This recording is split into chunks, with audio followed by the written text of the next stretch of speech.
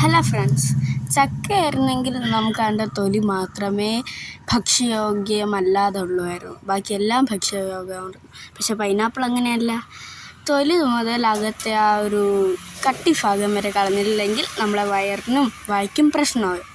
അങ്ങനെ ഒരു അടിപൊളി പൈനാപ്പിൾ എടുത്ത് നല്ലതുപോലെ തോല് ചെത്തി വൃത്തിയാക്കി എടുക്കണം.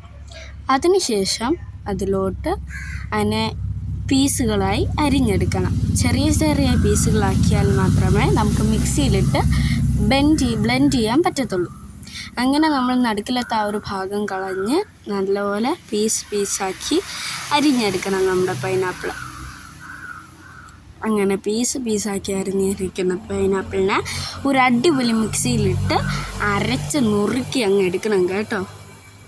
അതിനുശേഷം നമ്മളൊരു അരിപ്പെടുത്ത് അതിനെ നല്ലതുപോലെ ഇളക്കി അതിലുള്ള കരടും കാര്യങ്ങളെല്ലാം മാറ്റിയെടുക്കണം.